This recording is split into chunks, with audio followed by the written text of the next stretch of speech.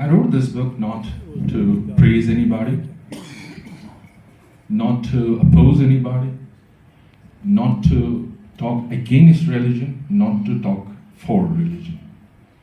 I wrote this book not to talk about science and not to convince anybody about science. There are two world aspects. One is God-centered world perspective, and another is what you call the standard model of science.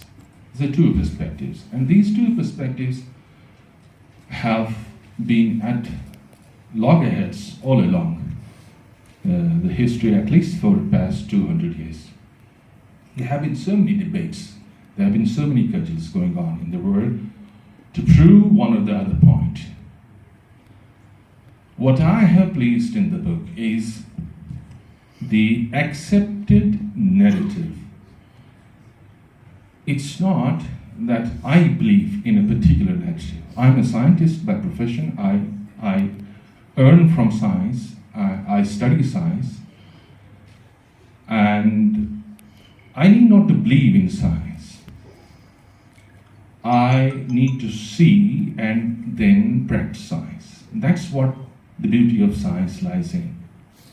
On the other hand, the God-centric worldview is that God created the world, God created the universe, full stop, no questions.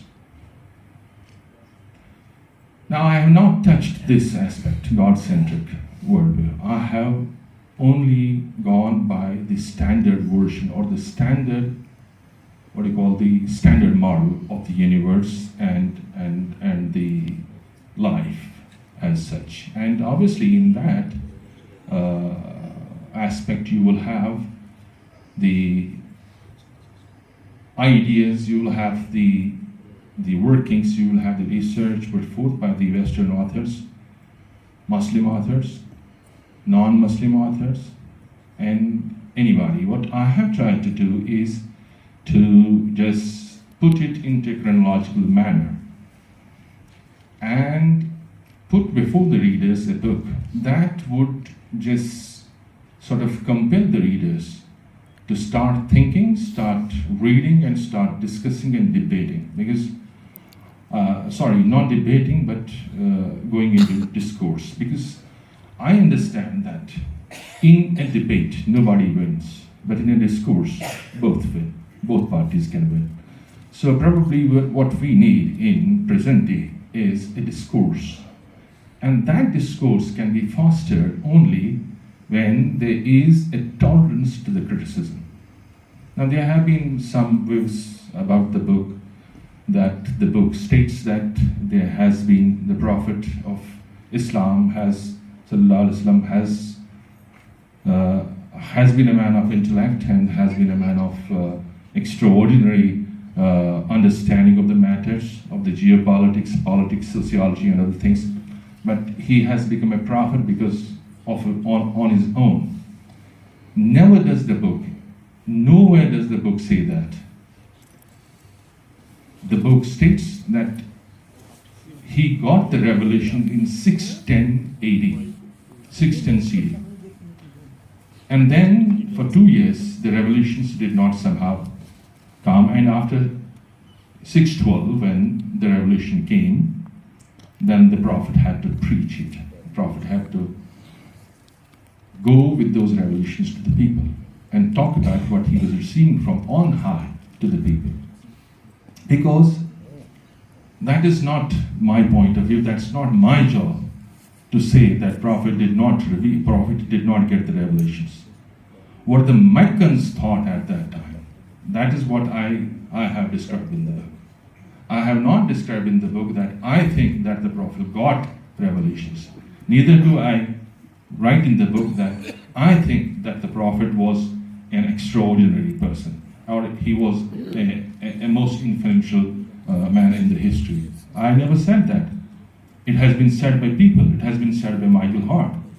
That's what I have put in the book. So probably it will be good on the part of the reviewers or on the part of the critics to go through the book once again and look for themselves. I have kept myself away. I have quoted Marx only once. And I have not made him the basic, the premise in the book. And then I don't deny that there is a dispute between the religion and the science. To me, there is no dispute as a scientist. But to non-scientists, there is a dispute between science and religion. And one more thing, which I have already cleared in the book right in the beginning, is that there are two things. One is faith, another is religion. I have made a distinction between the faith and religion. Now, I have faith in God, I have faith in Prophet, I have faith in my revealed book. That is my faith. That is everybody's faith. But what the book is talking about is religion. Religion is not faith. Because the Quran itself is explicit. Quran does not use the word mazhab. Quran uses the word deen. And everywhere where you say, where you look inside the Quran, you find the word deen, and deen is faith. And I have not touched the aspect of deen. Nowhere the book has touched the aspect of deen. What the book has touched is the aspect of religion, which is basically not deen, which is a story of the deen, which is basically the institution, people, rituals, many things. Jews have their own rituals, Christians have their own things, they have their own stories to say, and we have our own stories to say. But when it comes to faith, that's a different point.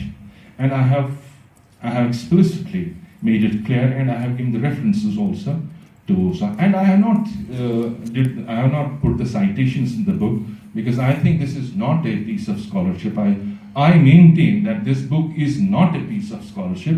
This book is a reading of a layman for the layman. I am a layman in religion. The scholars have discussed many things about religion. The scholars have discussed many things about faith. But as a layman, how I have read those discussions, that's what I have put into the book. So that's one point I wanted to clear. And I have been unbiased throughout the book. I have not favored any book or any particular thing or any particular religion. Some people have said that I have been very much critical about the Christianity, and I have not used the same metric for Islam, which is basically untrue. I have used a harsher metric for Islam because I belong to that faith, because that's our responsibility. Now, there are questions which are being raised by the European scholars, and many scientists, non-scientists, atheists, and this is our responsibility, collective responsibility, to answer those questions.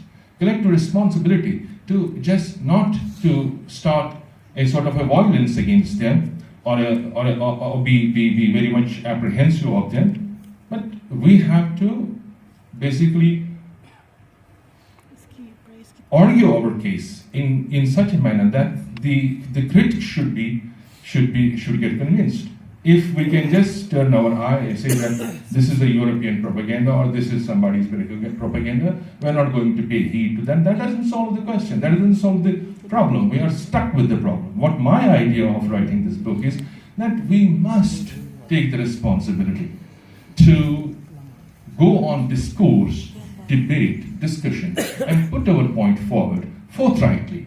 Wherever we have to own responsibility, we should own that responsibility.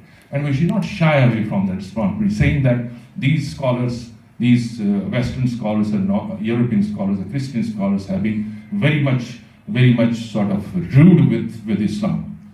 Now, I have deliberately quoted in the book the most notorious critic of Islam, an enemy of Islam, Tom Holland, about the episode of Banu Quzayr. And he is the only person, only historian, but he has been very vehemently against Islam. But at the same time, he acknowledges that the story of the Bani Quzayr does not have a sound historical basis. Although it has appeared in the chronicles of Muslims. Every single Muslim historian accepts this chronicle as a fact. Now, we have to acknowledge that also. So, these things come with proper discussion, with proper discourse.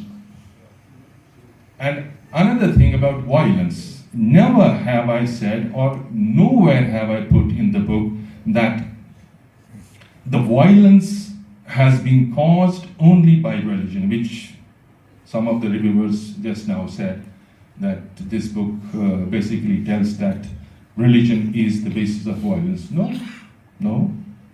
Nowhere does the book say so. Nowhere does it say. It says the violence is the law of biology, and violence is in human beings' nature, as it is in the nature of the animals. And I have, if the learned reviewers or whosoever has read the book, if they just go through the book little bit patiently, they will find that I have given a scientific basis of why humans are little bit less violent than the animals, because of the low levels of circulating testosterone in our bodies. So, but what I have put in the book is that religion also, the religion, not the faith. Please distinguish the two things. Not the faith, but religion, religious institutions, religious rituals, religious clergymen and other people who have been at the helm of the affairs, who have actually run the religion, who have actually tried to define the religion for the common masses. They have been at the helm of perpetuating violence in the name of religion. Religion does not propagate faith does not propagate violence. It is the practitioners of faith, or the so-called religionists, who have been instrumental in the propagation of violence, using religion as a shield, or using religion as an instrument or a weapon to cause violence and to be violent for their own whatever petty needs they have. That's what the book talks about. So these are certain points which I wanted to clarify. And with that, I thank you all. And I am so happy that all of you just took out the time and made it to attend this meeting. I'm very grateful to the chief guest, Professor Shaukat Saab, my teacher, my revered teacher, Professor Dr. Altaf Hussain Shera Saab, Professor Siddiq Wahid Saab, and Professor Naseem Rafi Abadi Saab, and Professor Dr. Wahid Saab, who was just sitting here all the time. Thank you very much.